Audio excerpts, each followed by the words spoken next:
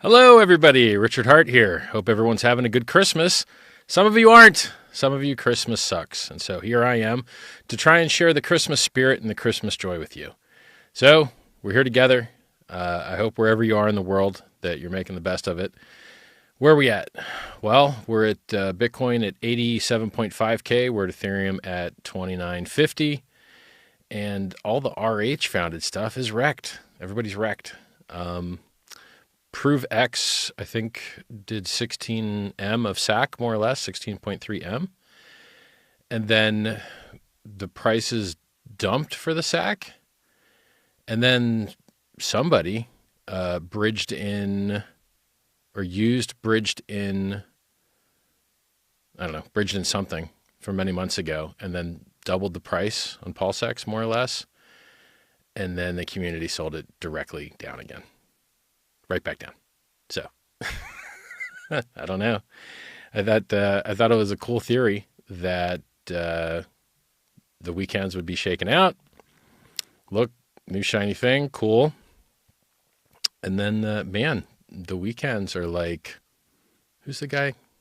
The David Goggins guy. He just runs a lot. There's a pretty funny image of David Goggins with the text is, "The sellers are exhausted." And underneath it says, "The sellers." It's a picture of David Goggins running. So yeah, everybody likes to project so there's a recency bias.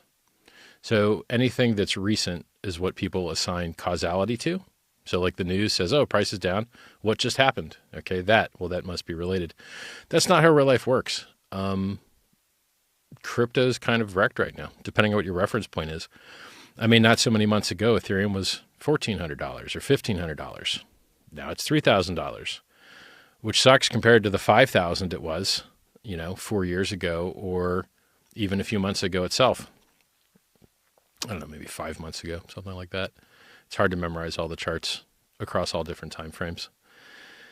So, when you're in a community and you're looking at the prices and you're wondering, well, what is it that's going on in the community that's affecting the prices? A lot of the times it's things that are going on outside of the community.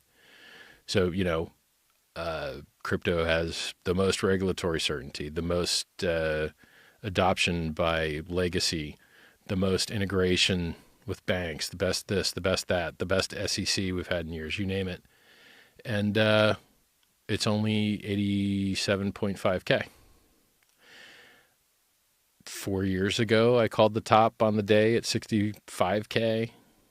So, being up 20%, not that great when, gold's up maybe 70% on the year, something like that. But look, China is buying gold to replace their US dollar reserves. China's not buying, at least to the best of my knowledge, as much crypto as they're buying gold. And that you see it on the price chart, right? The cycle is interesting. So I said a long time ago that Bitcoin was coming to the top of its S-curve. And this is what the top of an S-curve looks like. It looks like a lot of sideways, limp pumps.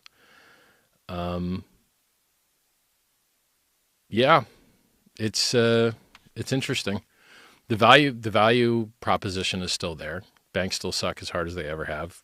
Currencies still suck as hard as they ever have. Who would really ever make fun of Bitcoin for being $87,500 when I mined it for free when it was 50 cents? I mean, that's what, nearly a 200,000x. That ain't too bad. But look, if everyone, I called the Rolex watch top on the day, or not on the day, maybe like within a month of the top. And Rolex prices have been demolished. AP prices are demolished. Crypto prices are far lower than they were months ago, right? This is not something that's localized to whatever community you're in. This is a global macro, things aren't, it's easy to predict the future when the past and the current look real similar, but things are weird, right? So government chose hyperinflation instead of market dump. And then the things that hyperinflated are the things you didn't have. So China started buying gold. Uh, People bought the Magnificent Seven or the Magnificent Five, whatever it is, stocks, Nvidia, etc. And then, I think crypto has kind of macro competition in that there's so much gambling crap going on. So all this like sports betting, I believe, competes with crypto and is the worst imaginable thing for humans. And then now that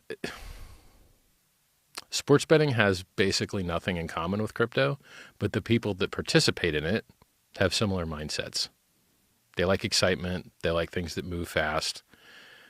You could call them low time frame oriented. So, when people want to make 100x in a day, it's hard for them to zoom out.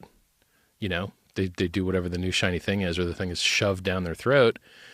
And sports betting is shoved down people's throat. And prediction markets are similar to sports betting. So prediction markets, sports betting, they're both not that great for crypto, in my opinion, because they compete for the same use cases. Well, they don't compete for the same use cases, but they compete for similar user experiences of, yes, that could make you rich or poor, right? So can you imagine if you were sitting at Rolex headquarters and you're like, man, why aren't Rolexes worth much anymore? Or not as much as they were worth not so long ago. I know a certain somebody that lost a lot of millions of dollars on their Rolex collection. Is it because of prediction markets? Is it because of sports betting? Not really. I mean, maybe a little bit, but So crypto being in the same boat as Rolex being in the same boat as used car prices or new like SF90 prices or whatever, it's people don't have money, right? So you can come up with all the nice narratives you want, but the fact that watches and crypto and lots of stocks that aren't the Magnificent Seven or Five, there's just people don't have money. That's what's up. It happens sometimes. And the guys at the Fed know that, which is why they're starting to lower rates. And traditionally, markets crash after they lower rates. Will it do it this time? I have no idea. I don't know. This only happens once every very, very long time, right? Every 10 or 20 years. You get one of these, like the rates went up, now they're going back down again things. And there's too many things. I mean, the governments that are in control of these things, they're very hard to predict. For instance, if you wanted to compete with China in AI, probably one of the worst things you could do is make it so that they couldn't buy NVIDIA chips, which you control because it's a U.S. company. And then you force them to go and make their own stuff, which they're very good at making their own stuff. And so now they're going to make their own stuff. And the CHIPS Act, which made it illegal to sell certain levels of strength of chips to China, basically mid and long term forced China probably to become dominant in that space. Not yet, but what space aren't they dominant in? Like, not that many, right? Well, not gaming, not software, not chip manufacturer yet, but any other material thing, solar, batteries, electric cars, drones. Speaking of which, drones, the United States did another very interesting law thing today. The FCC said that it would not allow the registration of new designs from DJI, the company that makes half of all the drones in the world. How does that benefit America? I don't really understand. This would be like stopping Americans from buying the best chips or the best. I don't understand. I don't really understand how it improves the national security situation to make sure Americans have more expensive or less selection of drones. I don't get it. It's not like they're controlled by the cloud and China could turn them on and, I don't know, make them do evil. I don't understand. So now, like, I really don't get it. I think the CHIPS Act basically harmed United States national security interests. And I really don't understand how making it so that you can't buy a new DJI drone helps. Maybe someone can explain it to me. Go on x.com and post about it. So yeah, you're not specifically wrecked price-wise for reasons that are all too different than Rolex and Ferraris and most other stuff. So the prices of things is based on supply and demand. The amount of money that people buy stuff, which directly influences demand, has run short. Maybe in part it's due to tariffs. You know, people historically don't understand what tariffs tend to do. They tend to kind of feel like this, you know. The people get the same stuff, but it costs them more money to do it. People don't realize that tariffs are paid by the consumer. It's just a different kind of tax. They're not paid by the manufacturer. They're not paid. They're paid by the importer. And when the importer has to pay more, they're going to charge you more. That's it, period. So, yeah. Long story short, I liked crypto and watches and cars better when the people were getting stimmy checks directly into their mailbox and buying the stuff that they liked. And what they liked is exotic watches, exotic cars, and crypto. So, you know, crypto is this interesting thing where it's a world-changing innovation that really can improve the world and increase man's agency and self-reliance and removal of middlemen, increasing of efficiency. But to get there, to get all those nice things, you have a lot of people FOMO gambling and doing stupid stuff. It's one of the few places where people doing stupid stuff leads to positive outcomes for humanity, pretty much.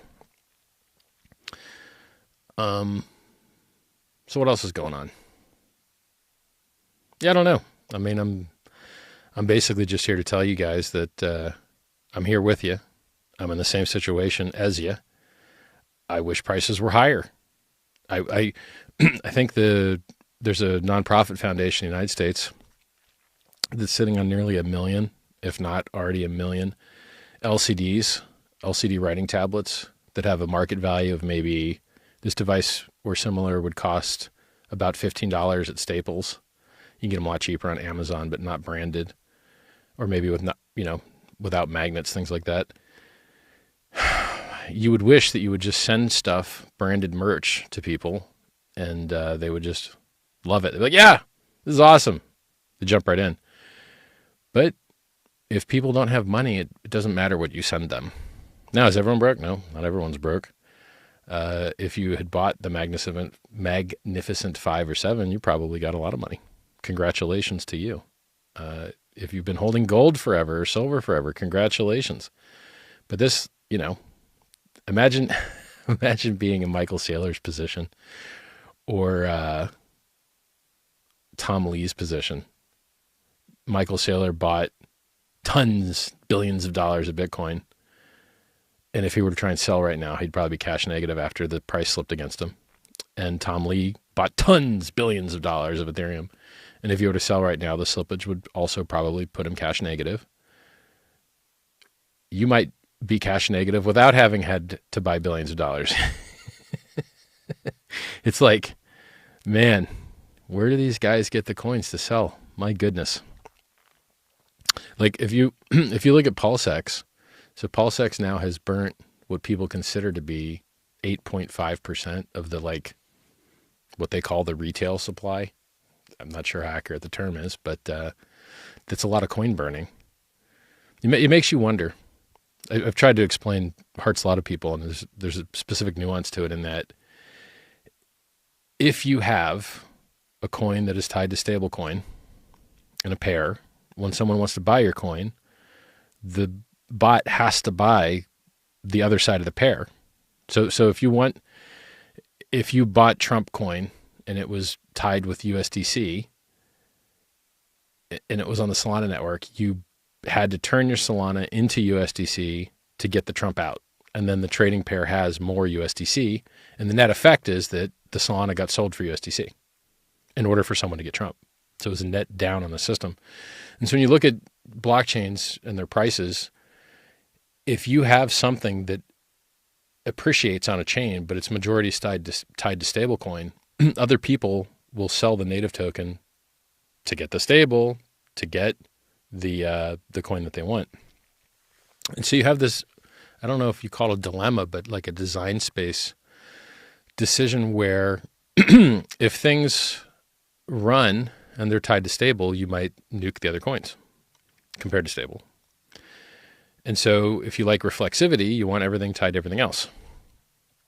The problem with that is if something nukes, it hurts everything else. If something runs, it helps everything else, as long as everything's priced in the native. And so you wonder, you're like, you almost want to do the science and do the math and look at like, what would it look like if everything on the chain was majority tied to stable, and then when something ran, I mean, my gut feeling is that the reflexivity is still the way to go, because you've seen it work so many times. You know, you saw Solana go up when everyone was in the trenches launching new tokens. You saw Ethereum go up when people were launching ICOs on it. I still think that in a bull market, the reflexivity of everything tied to native is probably the right play, because I've never seen it work any other way. I've never seen a chain where the majority of the coins were tied to stables, and then in like,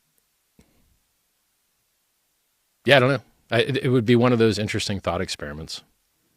There's other like interesting thought experiments, like nested liquidity layers. So what if coin A is tied to coin B, and then B is tied to C, and then C is tied to D, and then A moves up? Well, how much reflexivity is there between B, C, and D on a graph, on a chart? I think it'd be real fun to see that kind of chart. Yeah, so battle plan. People still buy garbage, lots of it, billions of dollars of it. I think that they would buy something better if it were offered to them. And unless you've refined and done every single thing that you can think of to have an effective sales pitch, an effective user experience, a unique value proposition, you should work to that end.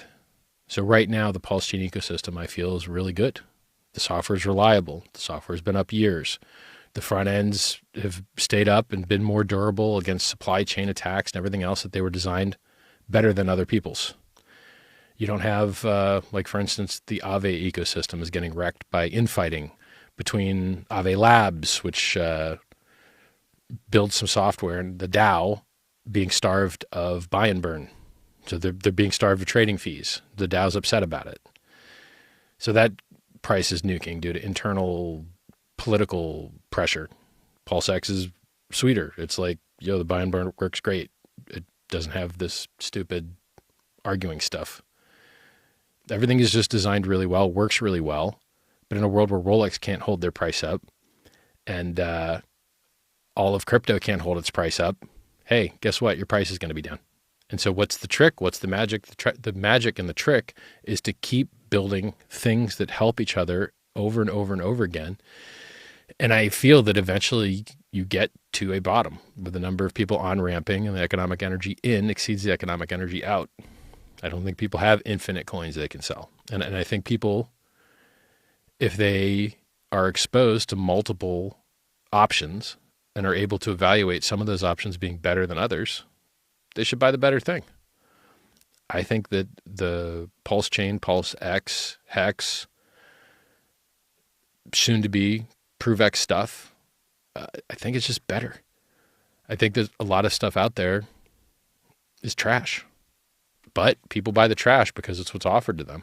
So whatever it takes, whether it's email or phone calls or going door to door or figuring out better text to include with your free merchandise, say an LCD writing tablet, whatever those things are is what you have to do, because people are getting pitched trash constantly. Here, sports betting. Here, prediction markets. Here, bet whether a guy says this word or that word. That's not going to move society forward. That doesn't build lasting value. The things in this ecosystem that keep reinforcing each other. I mean, that 8.5% that people talk about being burnt on PulseX, I think that eventually has an effect. Those coins are gone forever. They're burnt. There's no inflation. They can only burn. I think if you build more things like that, eventually the supply just keeps shrinking. And then whenever you drip in some demand, it should hit harder. So that's a theory. And that's what I believe in. And look, I've been here through, not so many months ago, Ethereum was $1,500. Months, homies, not years, months. And before that, Ethereum went from 1,500 to 88. 2 digits, 88. That was 4 or 5 years ago, right? Late 2021, I think. So this stuff's volatile. And Rolex is in the same boat you're in, and sports cars are in the same boat you're in. The magic is to just keep doing what you know works or what you believe will work. And I think that having inbound and outbound phone would be great.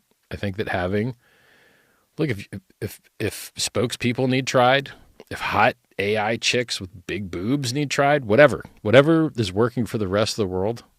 If you consume adult content, which I came up with a funny phrase for, which I haven't told anybody yet, but it was something along the lines of, porn is where you pay people to not have sex with you. Or no, porn is where you pay people to have sex, but not with you. Something along those lines. I'm sure I could massage it into a good tagline or saying. But some of those people in those porn videos, not that I would ever watch such a thing, but some of those people in porn videos are watching crypto gambling logos, URLs on their clothes. So you can't remove the watermark. Oh, all right. Well, if they've been doing that for years, it must work a little bit. Maybe that's something somebody should try. You got to try all the things, right? Until you have literally tried all the things, the game is you try every single thing, you see what works, and you stick around long enough so that when people have money again, they rotate into the better thing instead of the worst thing. That's my belief. And I think it'll work. And while everyone else disappears, they all go away. I persist. I don't go away. I stay here. And not because I need to be here, but because I need to be here. It's a mental thing. I know I am here for glory. I want my glory. And I think we have the tools that we need to get it. And the stuff that we have now is far better than it ever was before. I mean, HEX ate $50 million of sell pressure just to pay gas fees on the Ethereum network. That sucked. Doesn't have to do that again. On everything is reinforcing everything else. I think it's really, really cool. I believe in it, and I'm just going to keep talking about what I believe in. So I believe in this stuff. I hope you guys are having a good Christmas, as good as it can be. And you got to put things into perspective. There's some people that have all the money in the world, none of the freedom. Money they can't spend. There's some people that have all the freedom and no money. And then there's those people that are lucky enough to appreciate what they have. And those are the rich people. The rich people are the people that appreciate what they have. And there's always something you could appreciate. Try as I might, I'm not one of those happy types. You should be one of them. You're going to be more effective, joyously happy about the process, the journey, so to speak. If you can do that, more power to you. It's free. It's free to appreciate what you've got, and it's the only thing that'll make you truly feel wealthy. There's a lot of people that have a lot worse than you. If you're watching this, you got internet, congratulations. You got a screen, congratulations. You've got speakers, you've got hearing. I mean, congratulations. You got a lot of things going for you. You should focus on them in Christmas, because otherwise you'll be like me. Not that happy, but working very, very hard.